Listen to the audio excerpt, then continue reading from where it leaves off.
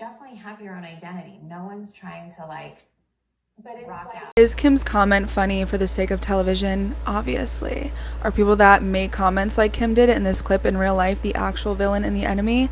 Absolutely. That leads to my slight little theory that, dare I say, I think Courtney might be taking the spotlight for the next year and a half. Why did I literally just have their vocal fry so bad in that last clip? Some of you may recognize me as the girl that accurately predicted a lot of celebrity pregnancies, Kourtney Kardashian being one of them. If you want to watch that video, it is pinned on my profile. But I think the feud between Kourtney and Kim is setting up some very fertile soil for Kourtney to have a spin-off reality show. Followed me for a while, you know that I love the Kardashians in the sense that they're so interesting to me. I think that they're very crucial markers of culture and society. I don't love them in a Bible, ABCDEFG type of way. I love them in a, it is insane to see the relationship between them and the public and how they are molding our culture type of way. And I think by now where the show has gone, there's been a very distinct divide between people who are Team Kourtney with, you know, wanting to be a mother, not wanting to prioritize business over everything, wanting to march to the beat of her own drum. And then people who are Team Kim, who think it's very, you know, icon and girl boss of her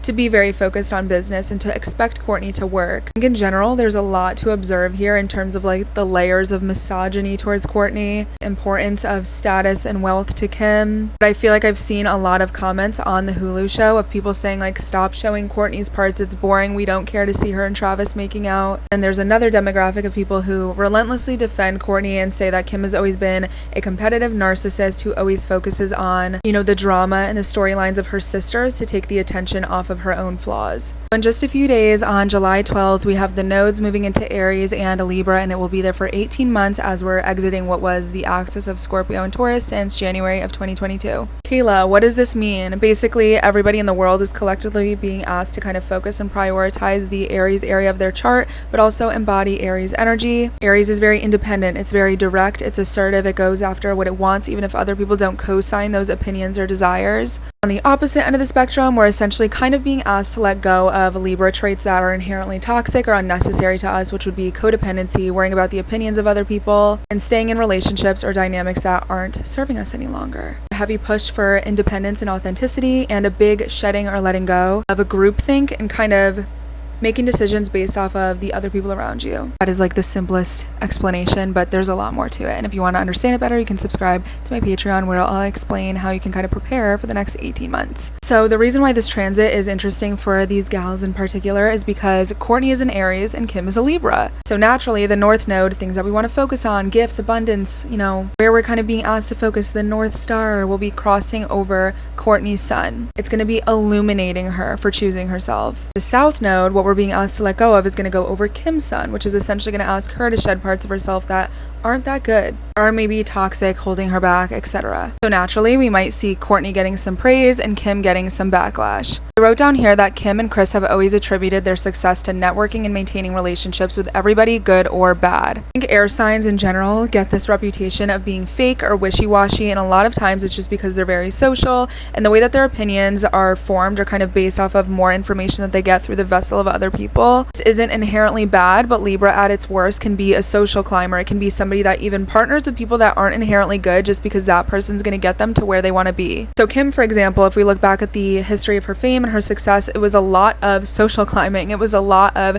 using relationships to leverage getting more attention, then using those relationships to serve as a stepping stone to get her to a higher sense of relationship, in the sense that, you know, it might refer to somebody more famous, has more accessibility, more money, something that would, you know, provide some sort of value to Kim. It's also just how Hollywood works. Kris also talks about how prior to the family kind of blowing up with fame, when she was with Bruce, she was kind of in a pickle, quote unquote, whatever that means. I'm not sure if she was really financially in a pinch in the way that she describes. She helped Bruce get a lot of fame and attention by organizing a lot of speaking events and building partnerships with a lot of brands and people. Isn't to say that collaboration is inherently wrong or unethical either. It's just there's a time and a place for everything, and with the way that the skies are moving, there might be be more of a emphasis on no longer using those relationships or the validity or the attention from other people as a crutch any longer. So naturally, because Courtney's an Aries and Kim is a Libra, they have a natural opposition, but it's a very tight one. It's like to the degree. So it's very obvious and not surprising at all that they don't see things the same way. And because they don't see things the same way, they butt heads because they navigate the world very differently. Disagreement doesn't come from one person being right and one person being wrong, but rather that they operate differently because they share different values. They are simply playing a different game of life, and I would even say that Kim is playing and Courtney doesn't want to play at all. Kim's moon also falls in Courtney's first house. Courtney's a Pisces rising, Kim is a Pisces moon,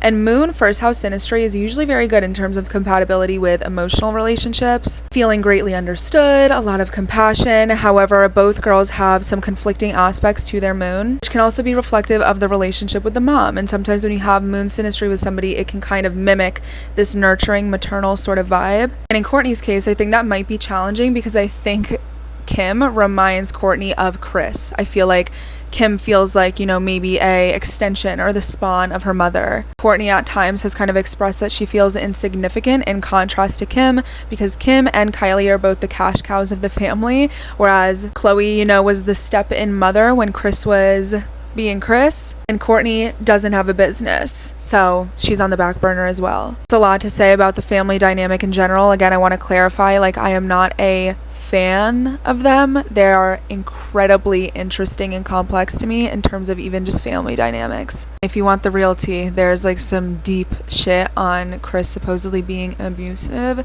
to them, which would make the dynamic of this family a whole lot clearer, but that's a story for a different day. Basically, for the next year and a half, everybody's going to be asked to focus on Aries energy and where it falls in their chart. In this case, Kim's is going to be her 5th house, which is romance, sex, love, creativity, children, pregnancy, personal joy, things that feel good, like actual real pleasure, not just oh, this makes me look good, or oh, this is, another accomplishment of mine. It's sheer inner child happiness, getting in a creative flow. And it's going to fall in Courtney's 2nd house, which is essentially emotional and financial security. It's usually making big purchases, having money, having investments, but it's also boundaries and self-worth and how the rules and the values that we make for ourselves reflect how other people treat us and what we do and don't allow them to do to us. Here is where my vision comes in for Courtney, because it's a vision, and I really hope that this is a planned sort of segue for Courtney to move into her own spin-off, and if it's not, this is what she should be doing. Late June, I said that I'm wondering if the Rivalry storyline is on purpose. Obviously, we know everything in their show is on purpose, but I'm not sure if it's in support of Courtney or in support of Kim yet. But I was saying that this would be the perfect groundwork to support what would essentially be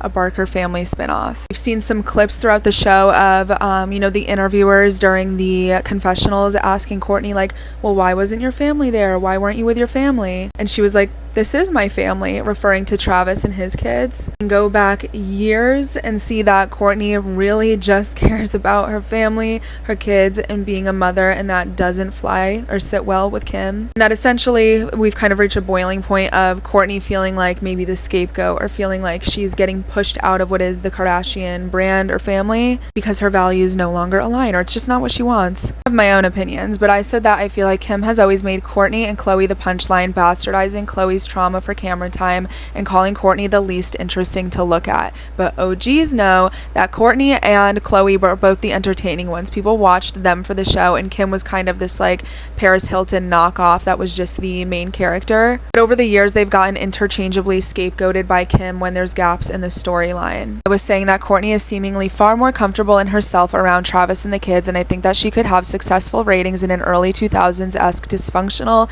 yet down-to-earth reality show, rather than this sort of superiority complex that we see with the Kardashians over the years. The Kardashians used to be literal reality television trash.